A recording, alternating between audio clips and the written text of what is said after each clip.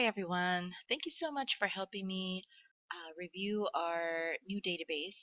There are two reasons why I wanted to get your feedback. Number one, I'm trying out this nifty screen recorder. I thought it might be useful for future tutorials rather than sending long emails, so I'm trying it out. The second reason, the more important reason, is of course for you to review the volunteer database that we updated. We changed around a few things, added a couple of things based on your feedback. And so now it's time to try it out and let us know what you think. Everything is taking place in what we call a test environment. So instead of divinecanines.org, you're going to go to divinecanines.info, and hopefully you have a faster internet service than I do. You're going to go to login. Click on login, and you enter your username and password that I gave you before. It is case sensitive, so make sure that you enter it exactly the way it was sent to you. Alright, so this is a new database. So you see that there is a field called username. You can't change that, so it's just automatically populated, so that's what that is. So you can just skip on over. Of course, if you have a visit, if you did a visit with your dog, you write your dog's name in there. A new feature we added was to pop up a calendar. That is because we were seeing too many errors with the dates. Either a date, someone would write a date that didn't correspond with the visit that they said they were going on, or the year was out of range, like 2020 or 1904. Obviously, those were just typos, but we thought maybe if we added a calendar, it might reduce the typos. So there you go. Just choose the date. You can also go backwards. So on this calendar, if you're catching up on the month before, you can do that.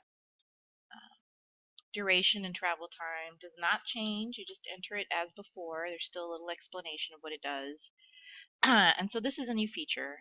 This is based on the fact that we have so many sites that we visit that drop-down menu is getting a little lengthy.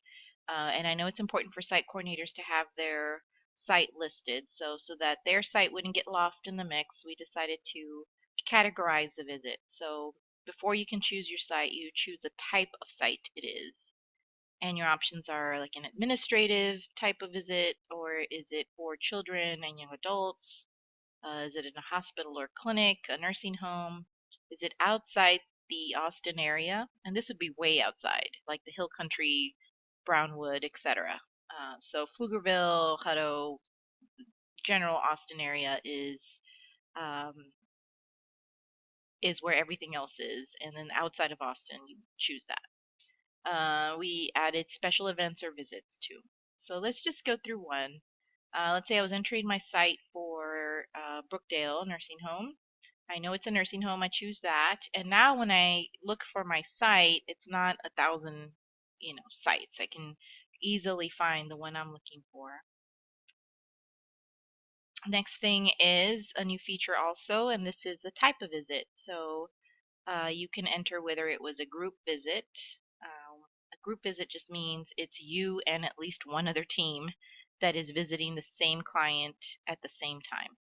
So if two of you walk into a patient's room, if two of you walk into a classroom and are visiting the same child, that's a group visit. Or you can have a one-to-one visit. Obviously, that would be one team to one client at one time. You can have a combination. For instance, some people who go to Brookdale congregate in the lobby together, and for those 10 or 15 minutes, it's a group visit. And then they like to go off on their own and visit their own floor and maybe have one-to-one visits with the patient, with the residents there. So that would be a combination. So you choose the one that describes your visit, and then as you do in your site reports, now as an individual, you would also put in your number of clients visited. Now, I'm not saying that this is going to replace your site coordinator report. That's still something that Max and I have to discuss. We just want to try to see if this gives us accurate numbers on the number of clients visited. And this is all based on feedback we've heard from several site coordinators, or at least that I've heard from several site coordinators. So let's try another type of site. Before, you remember that there was a drop down option called Other, and if you chose that, then you would have to type in the location if it wasn't there. So we don't have that anymore. Every site that you go to regularly should be listed under one of these main options.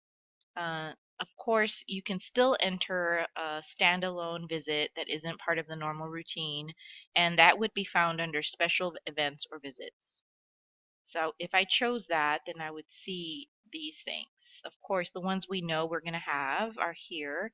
And other is, well, for things that we don't know or are not in our schedule yet, but they might come up. So I would choose that. For example, maybe it's the Zavala Rita Palooza, I think it was called. So then I would just do that. It's with a group, and it was probably with about 30 kids or more. Then I would hit submit. This could be a one-time site visit. It could be an actual booth smithing event. It basically is anything special or one-time only that is not administrative, right? So it's not just going to a meeting or anything like that. It's something that involves um, either outreach to promote Divine Canines, or it's a special visit to a place we don't normally visit. So that is about it. That's all. I'm going to let you guys play with it, and I really am interested in your feedback and letting me know how it works for you. If you have any recommendations, I'd love to hear it. The only other note is when you look at the type of service, make sure that your site is visited where you expect it to be. For instance, when I opened this earlier, I noticed that when I looked under children and young adult services, I see Greater San Marcos Youth Council. I personally would have put that under outside of Austin, so I would have probably listed that under outside Austin area. So I'll probably have Fred move that to this type of site. So anything like that, just bring it to my attention, or if I left something out, let me know. Of course, when you hit submit, it will save it. And some people enter more than 1 hour at a time if they're one visit at a time if they're catching up. So you can just click here if you just want to go back and submit another one.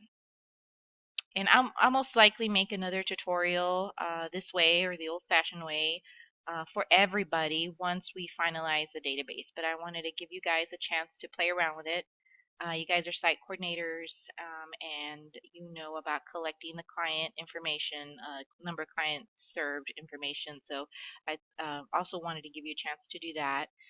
And a lot of the changes that we made were because I heard your feedback. So I just want you to know that we do hear you, and we do try to accommodate your requests because they're normally going to make the quality of our data better. So thank you very much.